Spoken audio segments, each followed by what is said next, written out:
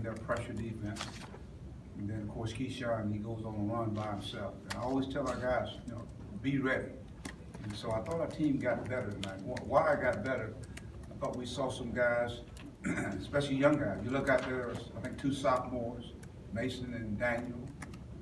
And then you have the freshmen, Desi, Keyshawn, and what was the third one? Keyshawn and Reggie Cheney. And I thought they were out there, when the game was on the line. And as it was on the line, they were out there making plays offensively, defensively, sharing the basketball. I thought I got really excited in here. So to me, it's a growth in our basketball team, and that's what's needed. This team here, what you see right now, about late January, it'll be a totally different team. The one thing we've got to continue to address is rebounding basketball. When teams take difficult shots, we've got to come up with those rebounds. They took a lot of long threes, and they just seem like they just out hustle to get to the ball.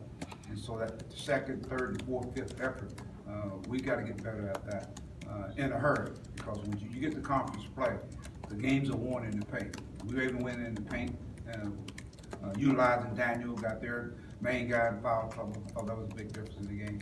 But when you talk about efficient minutes, what Keyshawn did tonight was very efficient, and we needed to happen at a big time, and he stepped up and made some plays for us.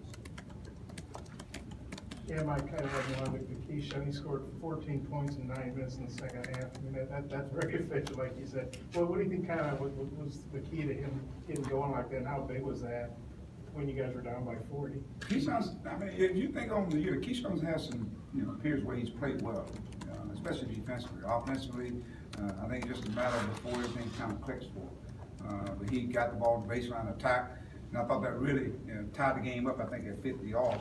And then, of course, now our defense is intact. We're rebounding the ball, we're pushing the ball, catching him in the open floor, and he's knocking down shots, making plays, and attacking the basket. I thought he just played with a lot of confidence. It's in him, and we've seen it in practices, so it's good to see it take place in the game. You encouraged by Bailey's little spurt to start the second half? I thought Adriel came out. He got in foul trouble. He only played 8 minutes, but I thought, his presence on the floor was very evident. Defensively, he was really getting after it. Then I thought in the second half he came and gave us some more energy. So again, when you talk about efficient minutes, that's what we're talking about, guys. And the beauty of this team now is that we got other guys now stepping up in that role. When you talk about in that particular position, you got a guy like Gabe. He didn't have one of his better games.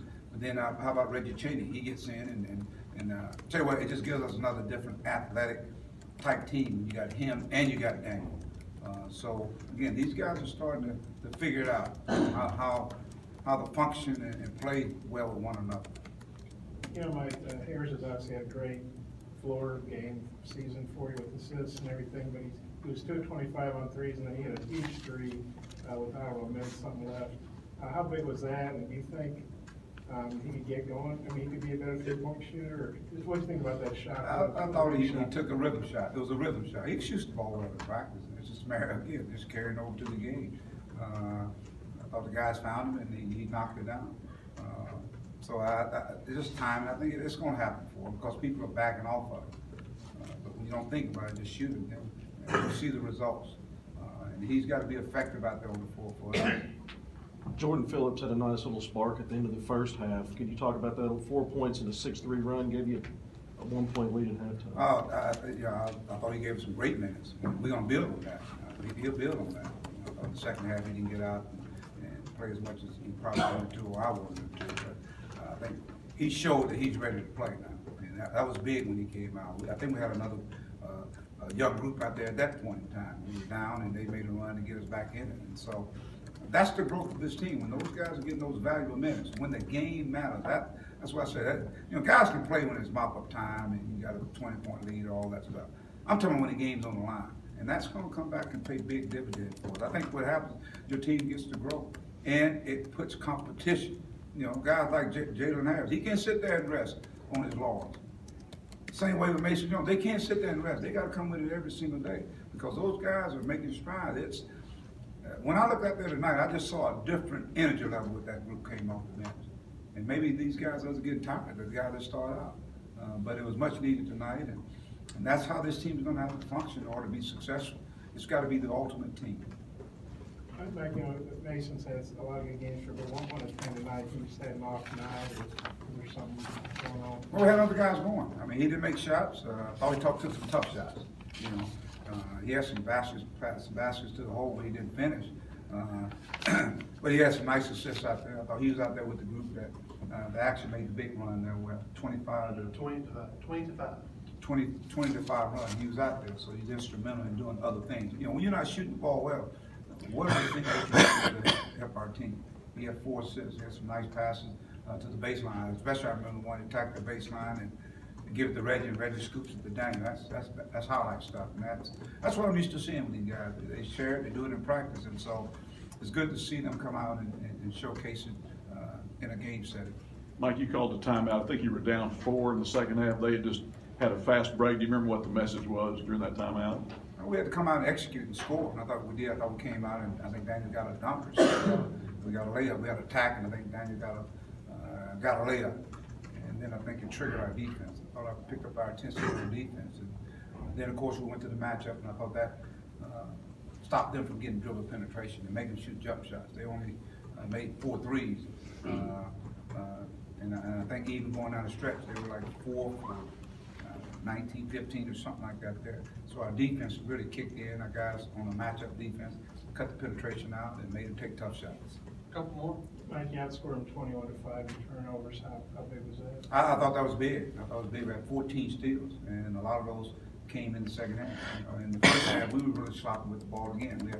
We had 7 turnovers ourselves, and we ended up with 11 for the game. And I think a couple of them one of them was a charge, and one was a legal screen. So we did a much better taking care of the ball and staying in attack mode. But our pressure defense, I thought, was the difference in the game. I thought it wore them down. I mean, they only shot 35% in the second half. They didn't shoot it well, and they're a much better shooting team from the 3-point line. So our defense, again, it has an effect, and I thought it was a big difference in the game. Free throw line, they get to the free throw line. They're a really good free throw shooting team. They didn't knock them down tonight like they normally do. I think this is a 2-for-1, but that's okay. You alluded to the rebounding. 3rd straight game, you guys have now scored in second chance points. I guess how big a focal point will that be this week in practice? And just how do you feel about having a full week of practice going into SEC play? How do you feel about this team? Well, I think it's much needed. We've had a chance to have games, and even when a break. Now we come back, and it's kind of a little out of rhythm the first half. Now, how can we build on that? There's some things we can add on. There's some things we can take out and get better at the things that we know that are going to be our strength. Obviously, with Daniel, we got to be able to. How can we get the ball into him at times and move him around on the floor? How can we get the tempo back up? We got to do it with our defense, and it's got a mixture of defense. So I'm looking forward to this opportunity to have some tour days, and it's just basketball. They don't have to worry about school and try to get ready for the next step. Conference play, and that's a different season. So 2018 is over with, and now we turn our focus and get ready for Texas A&M, very good basketball team, and one of their strengths, they rebound in basketball. So we've got to be able to address that. I think we have the personnel, and now we just got to have the mindset to go in and battle on the ball board and get physical. And you saw when we rebound the basketball and we get the ball and open the floor. We're a pretty dangerous team because we got so many guys that can attack, guys can spot up, and then of course you got a guy running forward like Daniel Gafford and Reggie Chamberlain. And then the second chance points, I think it's 50-12 the last 3 games for the other team. How troubling is that? Well, it's troubling because you play defense and all of a sudden you let up. And I thought we did again tonight. We made them take a lot of long threes. And it just seemed like we have guys that are contested, and the guy that's back to come to get the rebound. That's all about effort there. And so we'll fix that. We'll fix that, whether it be personnel or we'll fix that. But it's something we're going to continue to stress because, again, it doesn't even make sense. You play defense and you don't rebound the basketball. All right, Happy New Year, everybody. Happy New Year, Coach.